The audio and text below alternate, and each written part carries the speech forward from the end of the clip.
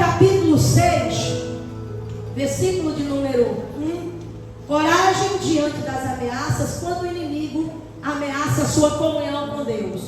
Se você achou, diga glória a Deus. Fale alto, hein? Senão não vou conseguir ouvir aqui. Se você achou, diga glória a Deus.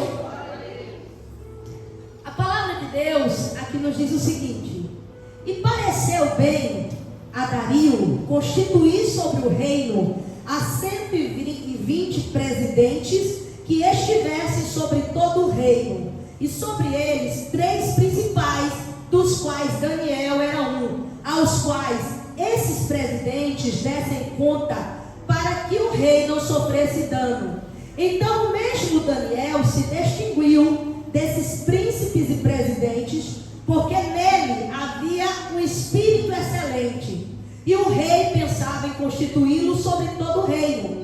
Então os príncipes e os presidentes procuravam achar ocasião contra Daniel a respeito do reino, mas não podiam achar ocasião ou culpa alguma, porque ele era fiel e não se achava nele nenhum vício nem culpa. Então estes homens disseram: nunca acharemos ocasião alguma contra este Daniel, se não procurarmos contra ele na lei do seu Deus. Então esses príncipes e presidentes foram juntos ao rei e disseram-lhe assim: ó rei Dário, vive eternamente. Todos os príncipes do reino, os prefeitos e presidentes, capitães e governadores, tomaram conselho a fim de estabelecer um edito real e fazerem firme este mandamento: que qualquer que por espaço de 30 dias fizer uma petição a qualquer Deus ou a qualquer homem, a não ser a ti, ó rei, seja lançado na cova dos leões. Agora, pois, ó rei, confirma o edito e assina a escritura, para que não seja mudado conforme a lei dos medos e dos persas, que não pode revogar. Porque esta causa, ó rei Dario, por esta causa o rei Dario assinou esta escritura e edito. Daniel, pois, quando soube que a escritura estava assinada, entrou em casa. Ora, havia no seu quarto janelas abertas da banda de Jerusalém, e 3 vezes no dia se punha de joelhos e orava, e dava graças diante de seu Deus, como também antes costumava fazer. Só até aí, em o nome de Jesus. Estenda aqui as mãos e ore fervorosamente pela minha vida. Diga assim: Deus, use a tua serva, eu preciso ouvir uma palavra inspirada, uma palavra rima. Aleluia. Pai querido, Pai amado, Deus poderoso, em nome de Jesus, eu estou aqui diante do Senhor e te peço, meu Deus, que o Senhor venha falar aos corações da igreja. Meu Deus, que não seja algo criado por mim, uma elaboração minha, mas que seja o teu Espírito que opera, que transforma, que guia. Meu Deus, que esta palavra faça diferença na vida dessas pessoas. Senhor, essas pessoas vieram aqui para ouvir a tua voz. Senhor, em nome de Jesus, que essa palavra, ela venha e ela produza muito fruto no coração e na vida diária da tua igreja, para a glória do teu nome. Amém. Graças a Deus. Pode celebrar ao Senhor com as suas palmas, bem forte que Jesus merece. Irmãos, primeiramente eu queria falar com vocês que eu, como pastora, me preocupo em como cada pessoa aqui está recebendo a palavra de Deus. Porque tem gente que recebe a palavra: essa palavra foi bonita, essa palavra foi legal. Mas na verdade, a palavra não é para ser bonita, não é para a gente achar ela bonita, legal. Ela precisa, irmãos, ter efeito na nossa vida, porque a palavra de Deus, a Bíblia diz que ela é o poder de Deus. A palavra é para a nossa transformação. Se você vem em todo culto e você ouve a palavra você não é transformado, então você não está fazendo a coisa correta. Porque quando você ouve a palavra, você tem que colocar ela na prática da sua vida. Não é só ouvir. Portanto, quando você ouvir essa palavra hoje, pense nisso. Toda vez que eu estiver falando alguma coisa aqui, pense nisso. Como é que eu posso colocar essa palavra na minha vida diária? Como é que eu posso pegar essa palavra para que ela venha fazer efeito em mim? Eu ouço, mas eu também preciso praticá-la. É isso que você precisa entender. Entendeu essa parte? Quem entendeu pode aplaudir a Jesus mais uma vez. Glória a Deus.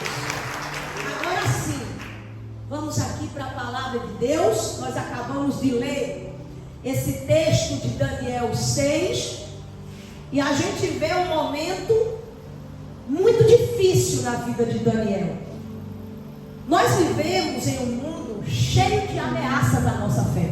Assim como Daniel também estava enfrentando ameaças à fé dele. Nesse mundo, nós temos ameaças no sentido de problemas, de adversidades da vida mesmo, que isso é normal. Que o próprio Jesus disse: no mundo tereis aflições, mas tem de bom ânimo. Nós também sofremos ameaças no que diz respeito a perseguições. Como servos de Deus, a Bíblia chega a dizer que bem-aventurados se nós formos perseguidos por amor a Cristo. São várias ameaças que existem no dia a dia. Mas, ao meu ver, uma das piores ameaças que podem ocorrer não é a ameaça dos problemas ou uma perseguição que alguém levantou contra você. Uma das piores ameaças que pode existir na vida da igreja, na vida do crente, é quando o inimigo se levanta para poder cortar a nossa comunhão com Deus. Ele tenta quebrar a nossa comunhão com Deus. E quando eu estava lendo Daniel 6 ontem, foi essa a impressão que eu tive. Porque Daniel, ele tinha sido deportado, era um dos deportados de Jerusalém, naquele momento que o rei persa entra em Jerusalém, ele chega lá devastando tudo, e ele leva alguns jovens para habitar com ele no palácio, como escravo. Só que Daniel, junto com outros jovens, eles tinham o Espírito de Deus. A Bíblia chega a dizer que ele tinha um espírito excelente, e isso foi despertando no rei da sua época, e posteriormente o rei Dario, que assumiu o trono, foi observando que Daniel era um rapaz diferente. Não era só um rapaz que sabia ler e escrever, era um rapaz sábio, era um rapaz que tudo que fazia, fazia bem feito, tudo que fazia se esforçava ao máximo. E o rei Dario olhou e disse: não, eu vou constituir ele como presidente. Era uma espécie de vereador, de aqueles que administravam de alguma forma para ajudar o rei Dario no seu trono, e constituiu ele com mais outros presidentes. Só que ele sempre se destacava, porque a pessoa de Deus é assim. Ela não quer se amostrar, não é nada disso. Ela não vai para um lugar para querer se aparecer. Não, porque eu vou mostrar que eu sou bom. Não é desse jeito. Não é a nossa intenção chegar no lugar e querer se aparecer. Mas nós temos um brilho diferente. Nós temos a presença de Deus em nossa vida, que as pessoas, quando olham, começam a ver, tem algo diferente nessa pessoa. Essa pessoa fala diferente. Essa pessoa age diferente. Se comporta de uma maneira que eu não vejo mais ninguém se comportando aqui assim. Foi assim que Daniel se destacou. Foi porque o Espírito de Deus estava sobre ele. E ele então, o rei olhou e disse: eu vou pegar ele, vou constituir. Desses 3 presidentes que tem, eu vou botar ele como único. Porque ele tem um espírito de excelência, porque ele é mais sábio, porque ele se destaca diante dos outros. Só que quando a pessoa ela começa a se destacar, seja na área espiritual, no trabalho que você executa todo dia lá na empresa, que você está associado a ela, que você é um colaborador. Quando você começa a se destacar, isso desagrada a muita gente. Isso desagrada, na verdade, até ao próprio inferno. Porque você não está se destacando simplesmente pela sua habilidade, mas você está se destacando por causa da presença de Deus em sua vida. E isso desagrada Satanás. O que aconteceu aqui foi assim. Aqueles outros sátrapas, aqueles outros presidentes disseram: nós temos que fazer alguma coisa para derrubar Daniel. Temos que fazer alguma coisa para derrubar Daniel, porque ele está se destacando demais. Aí começaram a procurar defeitos em Daniel.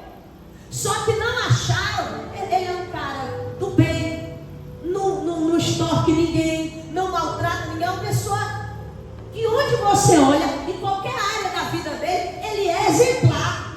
Como é que a gente vai derrubar uma pessoa dessa? Como é que vai pegar uma pessoa dessa e passar rasteira? Aí vem a primeira coisa, o primeiro ponto que eu quero abordar com vocês dessa mensagem. A estratégia do inimigo é silenciar a oração. Você pode repetir isso comigo? Diga assim, bem forte, viu? Diga: a estratégia do inimigo é silenciar a oração. Eles percebem: a gente só vai poder derrubar Daniel se a gente fizer ele parar. Se a gente pecar, se a gente fizer ele parar de orar. Se a gente fizer alguma coisa que venha pegar ele na oração que ele faz todo dia.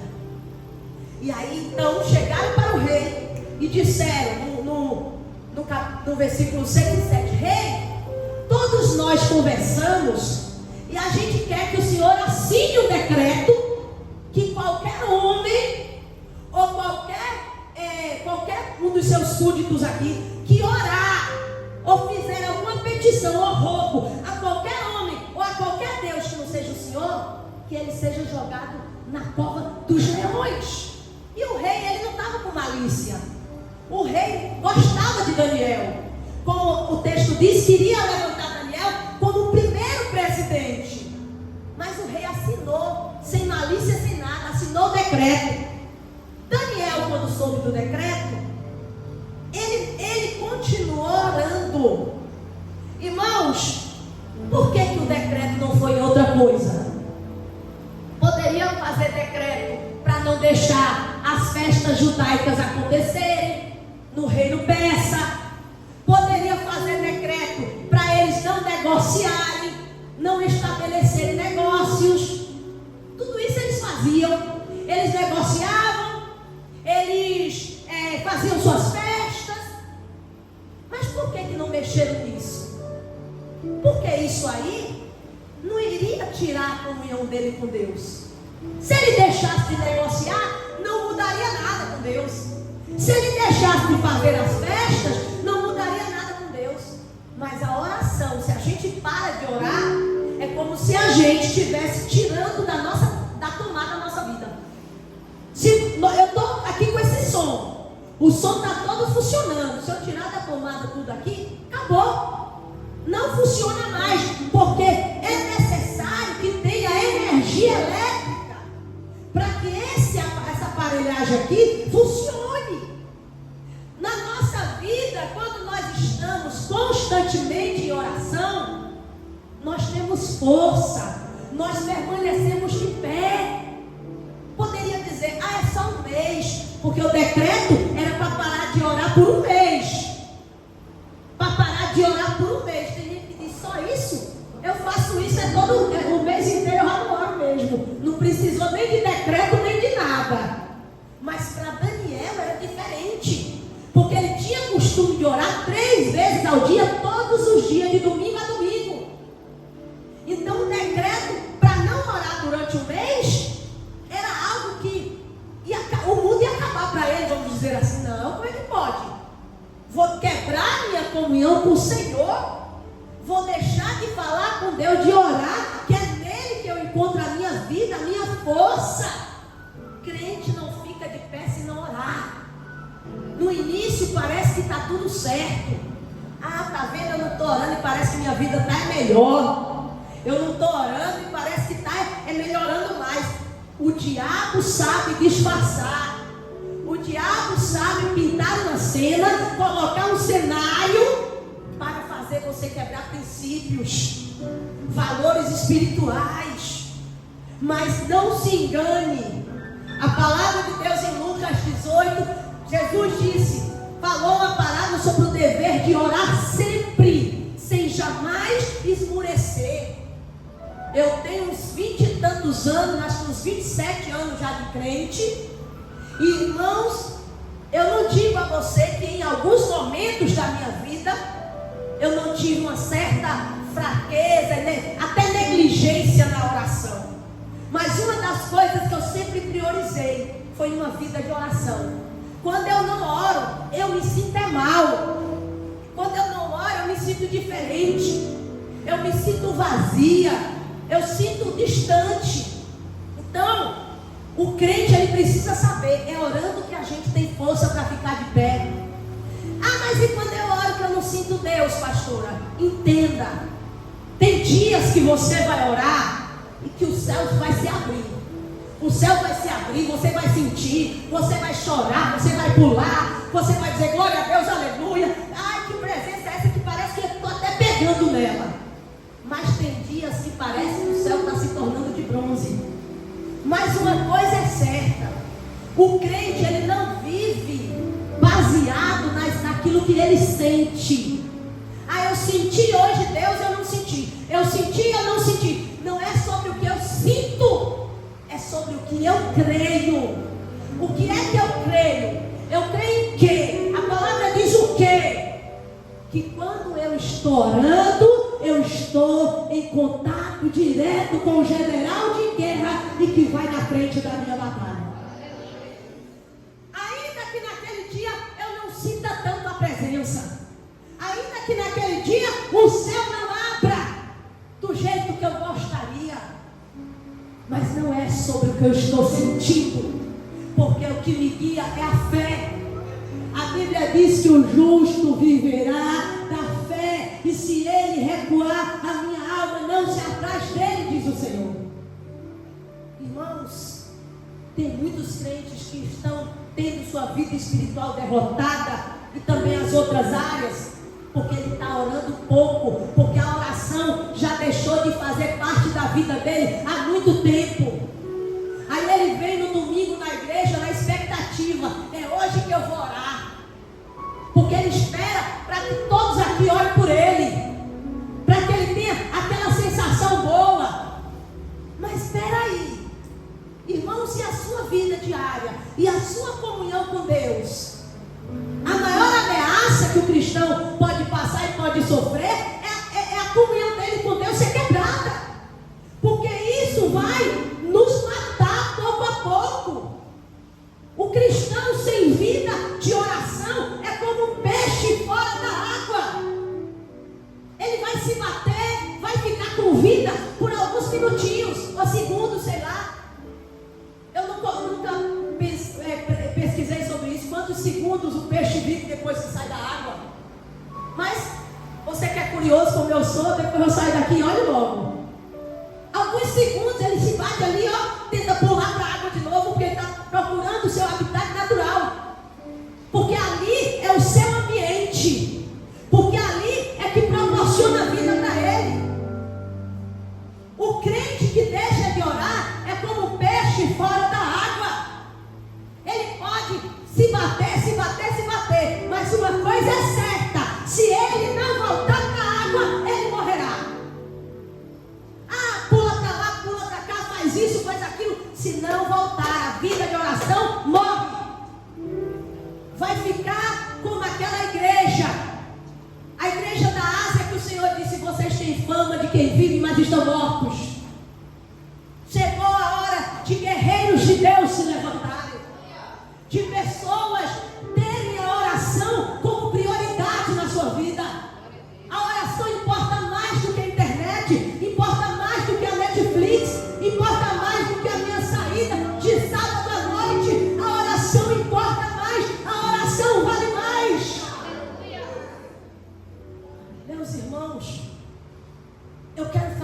porque eu tenho visto que muitos já não valorizam mais essa comunhão. Ah, não, isso aí é besteira, isso aí é fanatismo. Não é fanatismo, é necessidade. Não é fanatismo, é essência. O peixe não é fanático porque ele está sem água, ele precisa disso, ele depende disso, é dependência. O peixe depende da água, eu dependo da presença de Deus, eu dependo das direções que o Senhor pode me dar. E isso eu encontro de duas maneiras: primeiro pela palavra e segundo pela oração. Eu não vou falar a respeito da palavra hoje, eu só quero no tema da oração, porque aqui foi uma ameaça muito grande. Se você orar a Deus durante 30 dias, você vai ser jogado na cova dos leões. Ou seja, você vai ter que parar de orar por 30 dias. Se esse decreto fosse baixado para você e para mim hoje, você vai ter que parar de orar 30 dias. Você não vai poder botar o joelho no chão. 30 dias você não vai poder adorar a Deus, você não vai poder pedir nada, não vai orar nada por 30 dias. Gente, é fácil demais. Tem gente que fala assim, né?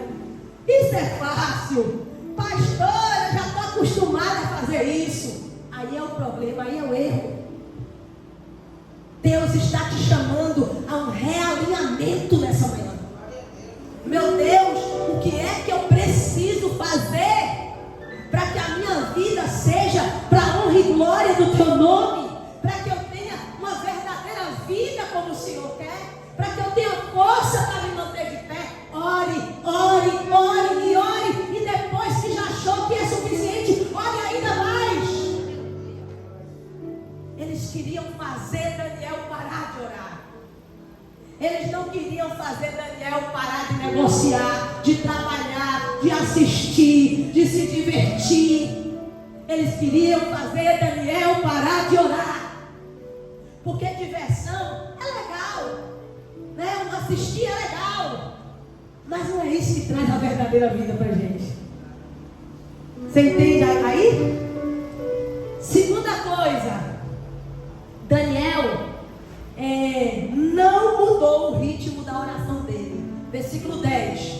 Versículo 10 diz assim: Daniel, pois, quando soube que a escritura estava assinada, entrou em sua casa. Ora, havia no seu quarto janelas abertas da banda de Jerusalém, e 3 vezes no dia se punha de joelhos e orava e dava graças a Deus, dava graças diante do seu Deus, como também antes costumava fazer.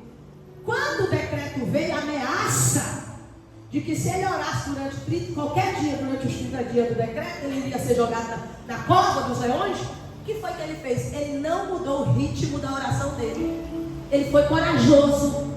Você sabe que vai vir situações para fazer a gente diminuir nosso ritmo de oração. Ah, mas eu estou passando por essa situação. Na minha casa eu não tenho vontade de orar. E quem disse que orar é para quem tem vontade? Orar é para quem tem necessidade, não vontade. E nós necessitamos. Se você está entendendo aí, diga aleluia. Ele vai tentar colocar situações para você pensar: eu não tenho motivo para orar, eu não tenho motivação, eu não tenho força porque eu estou passando uma luta na minha vida financeira. Isso me tirou toda a alegria, isso me tirou a paz, isso me tirou o desejo de orar. Não é por causa do desejo que a gente ora, é porque a gente precisa de orar, é porque a gente necessita da presença, necessita dessa comunhão. E aí foi baixado esse decreto. Ele mudou o ritmo da oração dele? Não. Costumava orar 3 vezes ao dia. Ele não mudou a postura dele por causa da ameaça, porque ele era corajoso. Porque quando o crente se posiciona de verdade em Deus, o inferno não tem vez. O inferno não vai poder paralisar sua vida de oração, não vai poder parar sua comunhão com Deus. Ele continuou, foi o mesmo ritmo. Eu não oro 3 vezes ao dia antes do decreto, eu vou continuar fazendo a mesma coisa. Porque eu dependo de Deus, que eu preciso de Deus. Porque toda vez que eu estou orando, eu estou me fortalecendo em Deus. E ele não mudou o ritmo. costumava orar 3 vezes e continuou orando 3 vezes e não fechou a janela. Ele poderia ter 2 posturas diferentes dessa. Primeira postura diferente: fechar a janela para se esconder fazendo o que é certo.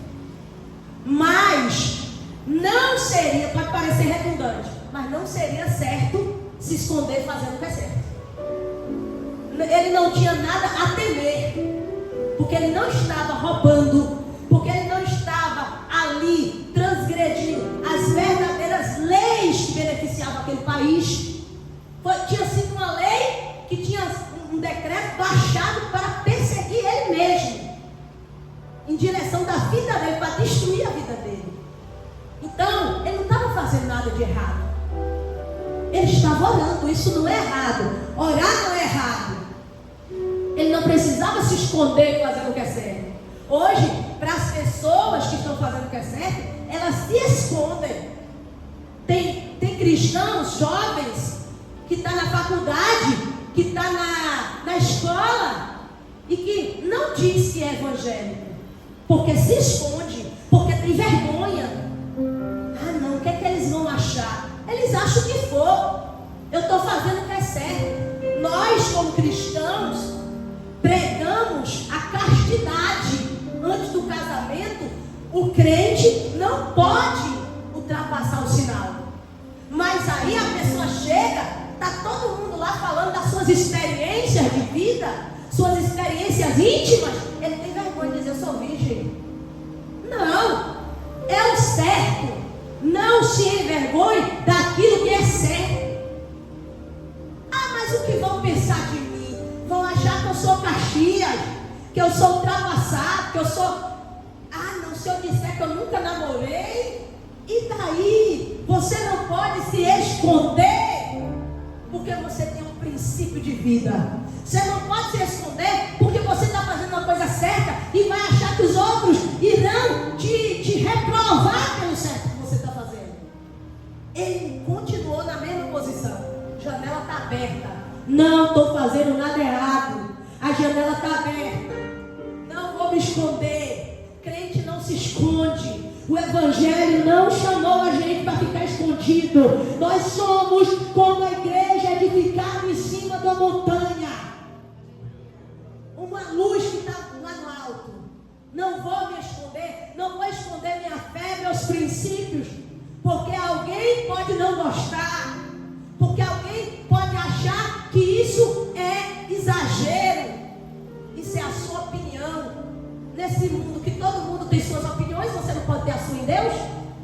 Você não pode ter os seus princípios que você aprendeu com a sua família e da palavra? Todo mundo quer ter suas opiniões hoje e a gente tem que respeitar. A minha opinião é que tem que virar comunismo no Brasil e a gente tem que respeitar esse tipo de opinião. Mas aí quando eu trago a verdade de Cristo, a vida que eu vivo nele, tem gente que vai rejeitar ou vai achar que é exagero, ou vai reprovar. Eu pouco me importo com a reprovação dessas pessoas. Porque a palavra de Deus nos mostra um exemplo em Atos capítulo 2. Capítulo 2 não, é 2 ou 3, Jesus. Está fugindo um pouquinho da memória, mas eu vou falando e vocês vão lembrar do texto. Quando Pedro, acho que é o 3, que ele estava falando a respeito de Deus para aquele aleijado da Porta Formosa, e ele e outros oraram pelo aleijado e curaram ele. E aí os fariseus e os mestres da lei ficaram muito preocupados com isso. E chegaram para Pedro: por que você está fazendo isso? Para de ficar falando desse Jesus, para de ficar pregando, curando as pessoas. Isso não existe. Aí Pedro disse: por que vocês estão incomodados com o que eu estou falando? O que eu estou fazendo? Eu estou pregando a palavra aqui do Cristo que vocês mataram, que vocês destruíram, acharam que destruíram. Vocês mataram, mas ele ao terceiro dia ressuscitou. Então, eu não estou aqui para agradar a homens. O que me importa não é agradar a homens. O que me importa é agradar a Deus. importando se você acha que os meus valores são errados. Eu não estou me importando se você acha que o meu princípio é ultrapassado. Se você não gosta da minha vida. Porque eu quero agradar aquele que me chamou, aquele que me tirou das trevas e me colocou na maravilhosa luz. É este que eu quero agradar e viver todos os dias para Ele. Então, irmãos, não mude o seu ritmo de oração porque apareceu problemas. Estou esfriando, continue orando. Não é questão de gostar, não é questão de desejar, é questão de necessidade. Não mude o ritmo da oração porque estão criticando você. Não. Daniel não mudou, mesmo sendo ameaçado de ser jogado na cova dos leões. Continua orando com a sua janela aberta. Outro ponto que eu quero abordar com vocês. Quem mantém a comunhão com Deus, essa pessoa que mantém a comunhão com Deus, o próprio Deus vai livrá-la das situações. Se você mantiver a comunhão com o seu Deus, o Deus que você está mantendo a comunhão com Deus, com Ele vai livrar você da situação. Aqui no 20, versículo 20 diz assim. Versículo 20. E chegando-se à cova, chamou por Daniel, eu vou ler do 19. E pela manhã cedo se levantou e foi com pressa à cova dos leões, que tinha sido jogado na cova, né? E chegando-se à cova, chamou por Daniel com voz triste. E falando, o rei disse a Daniel: Daniel, servo do Deus vivo, dá-se-ia caso de que teu Deus, a quem tu continuamente serve, tenha podido livrar-te dos leões. Então Daniel falou ao rei: rei, vive para sempre. O meu Deus enviou o seu anjo e fechou a boca dos leões para que não me ferissem, não me fizesse dano, porque foi achada em mim inocência diante dele, e também contra ti, ó rei, não tenho cometido delito algum. Olha para cá. O próprio rei que gostava de Daniel ficou aflito na noite anterior, não comeu, não bebeu nada. Tomara que esse Deus de Daniel seja verdadeiro. Tomara que esse Deus que ele resolveu prezar, que ele resolveu continuar orando, livre ele. Aí quando foi no outro dia de manhã, o rei disse: Daniel, servo de Deus, tomara que o teu Deus tenha podido livrar você. Aí Daniel lá de dentro, olha como vale a pena manter a comunhão com o Senhor. Porque a comunhão com o Senhor nos leva a viver livramentos nas situações de perigo. E aí, o que foi que aconteceu? Daniel grita lá de: rei, o Deus a quem eu sirvo mandou um anjo esta noite e fechou a boca dos leões para que ele não me fizesse mal nenhum. Porque eu me achei inocente diante de Deus e também não cometi delito nenhum contra o Senhor. Por isso que Deus me livrou. Veja, ele manteve a comunhão com Deus. Ele não quebrou a comunhão dele com Deus por causa das ameaças que vieram. E Deus livrou, e Deus trabalhou na vida dele. Qual é a situação que você está vivendo? É financeira? A saída é você quebrar sua comunhão com Deus para resolver seu problema financeiro? Essa é a saída? Mas eu tenho que resolver essa situação. Aí você vai fazer uma loucura? Essa não é a saída. Você vai continuar, vai manter sua comunhão com o Senhor, e o Deus a quem você serve é que vai trabalhar, é que vai livrar, é que vai agir naquela causa, naquela situação que parece impossível. Mas eu tenho que dar um jeito. Aí para resolver o problema, ela quebra a comunhão com Deus. Ela vai mentir, ela vai trapacear, ela vai roubar, ela vai jogar. Não, mantenha a sua comunhão com o Senhor. Deus, o Senhor está vendo os meus problemas, o Senhor está vendo o que eu preciso. Se eu preciso de uma saída, a minha saída não vai ser do jeitinho brasileiro. Eu vou dar um jeito aqui. Quando você tenta dar um jeito na situação, você só piora ela. Que jeito é que eu vou dar? Aí vai tentar piorar a situação. Eu vou tomar emprestado ali ao agiota para eu fazer isso, para eu resolver isso. E resolve. A dívida agora vai ficar ainda pior, porque a agiota, ele não pratica juros justos. Os juros da agiotagem não são fiscalizados por lei. Então, se você tinha um empréstimo e estava preocupado que iria pagar, aí você toma um emprestado do agiota para pagar, agora piorou, porque esse empréstimo do agiota é muito, mas muito pior do que o empréstimo que você tinha tomado lá no banco. Você entende isso? O que é que o empréstimo no banco faz com você? Se você tomar um empréstimo no banco e não pagar, seu nome fica sujo. É certo? Claro que não. A Bíblia diz que o bom nome vale mais que muitas riquezas. A gente gosta, a gente que é cristão, a gente gosta do nome da gente limpo.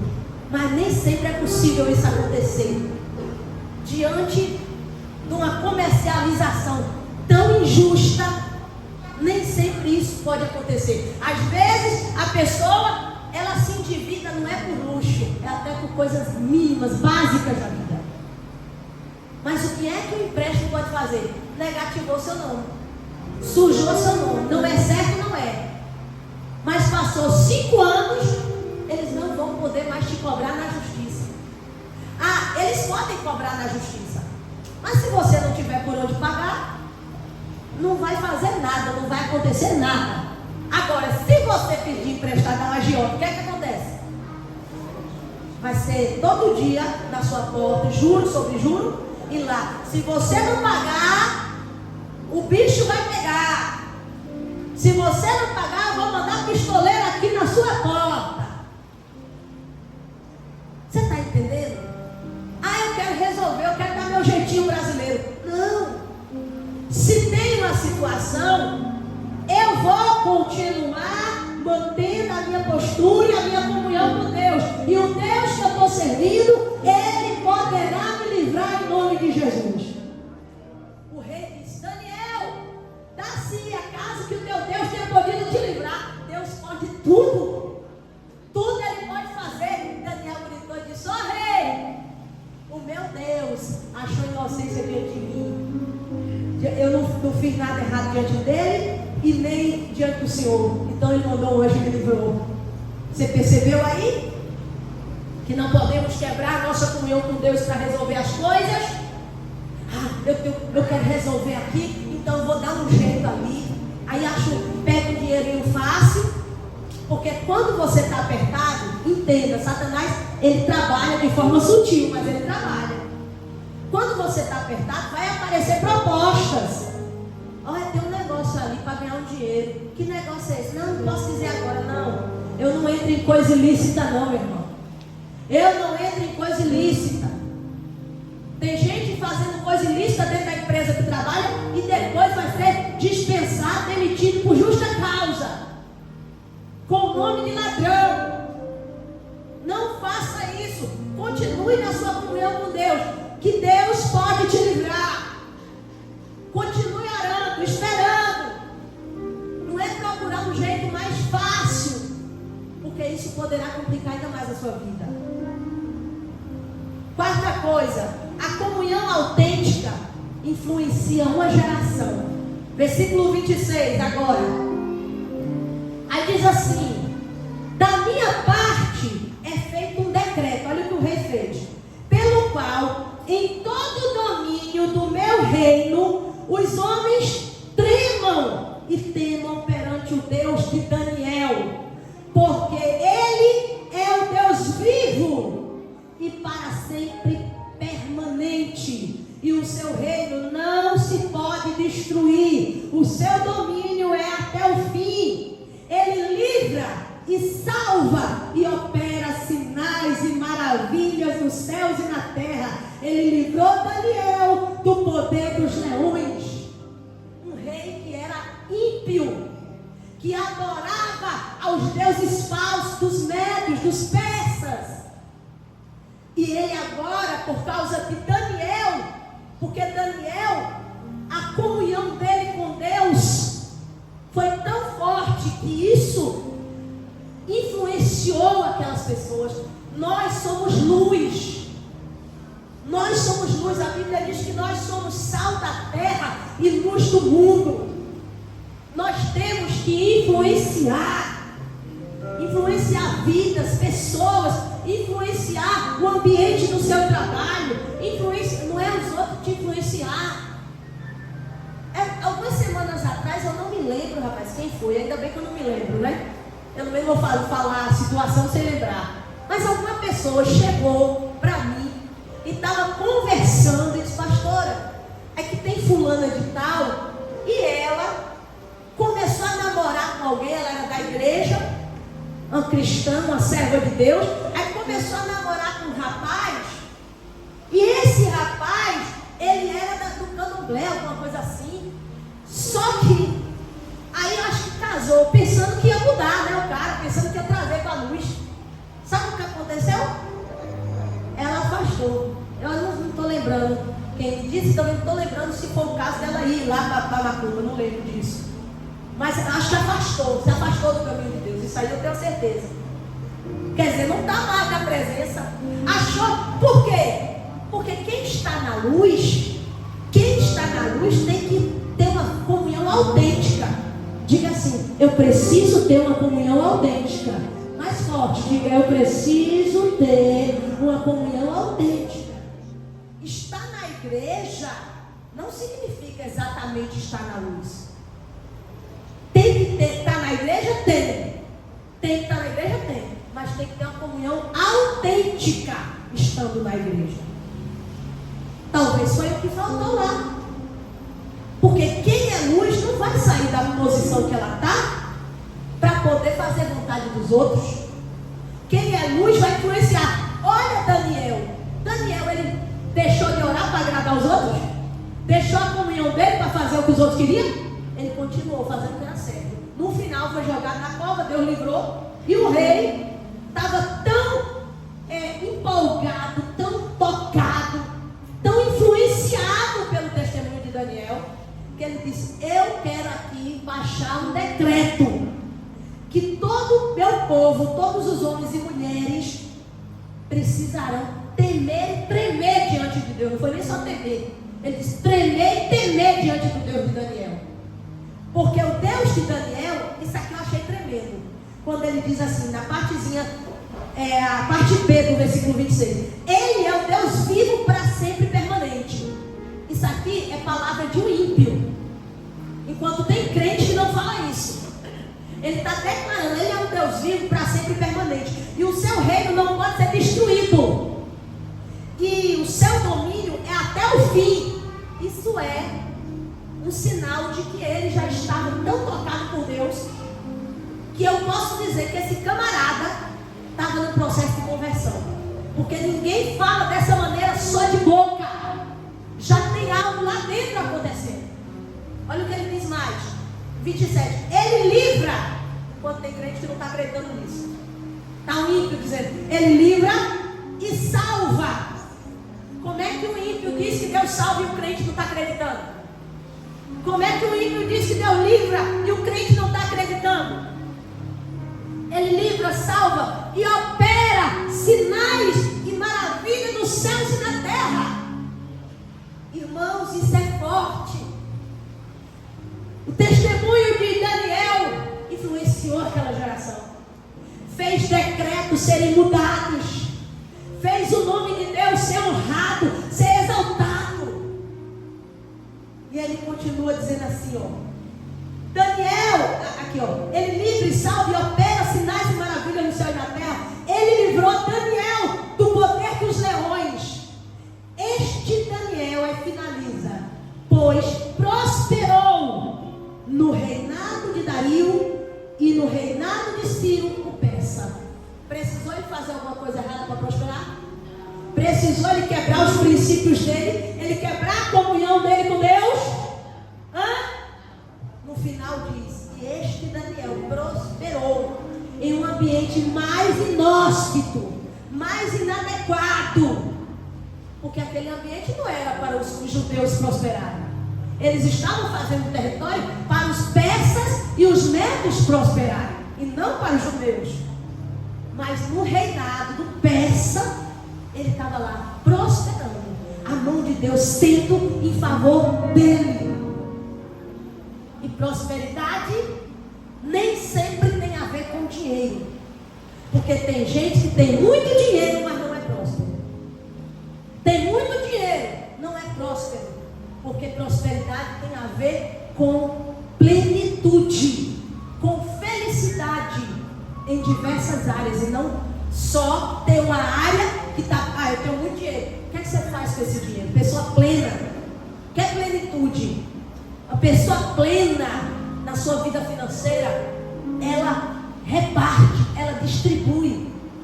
Qualquer princípio, qualquer versículo que fale minimamente sobre vida financeira, direto ou indiretamente, mostra esse princípio. Quem é pleno, quem é próspero, reparte, distribui e não segura.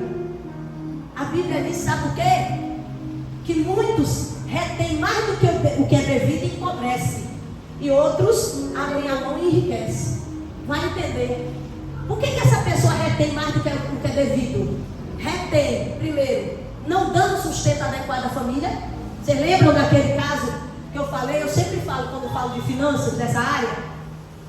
O rapaz, que a esposa dele era crente, foi ovelha do pastor lá em, acho que foi Jardim Nova Esperança, ou Federação, não lembro.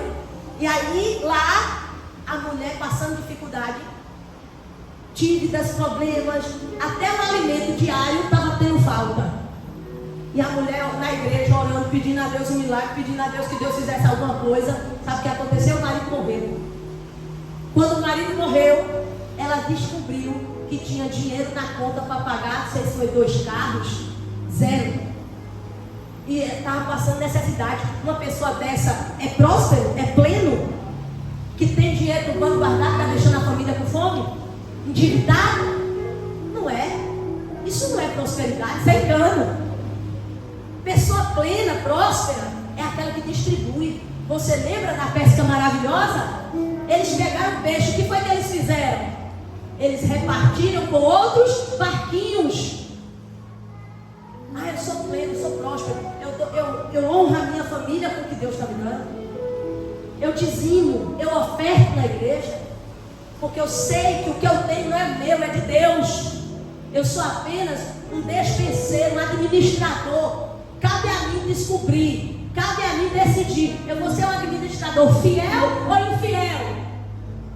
Porque existem administradores infiéis, e esses vão pagar o preço um dia das suas infidelidades. Mas existem os administradores fiéis, que administram de maneira honrosa, correta e bíblica, sem precisar quebrar princípio. Daniel prosperou no lugar mais difícil, inóspito. Não era próprio aquele terreno para um judeu prosperar. Mas esse homem, ele fez o que era certo. Não quebrou a comunhão dele com Deus, a vida dele com Deus. Isso fez toda a diferença. Eu quero nessa manhã concluir dizendo o seguinte, irmãos. Qualquer ameaça que venha, a pior delas, pior de todas elas, é quando o inimigo vem com ameaças de querer quebrar nossa comunhão com Deus. Não vamos aceitar isso. Tem que ser inegociável a nossa vida na igreja, a nossa vida de oração, a nossa vida de fé. Tem que ser inegociável. Quem entendeu pode aplaudir a Jesus. Glória a Deus.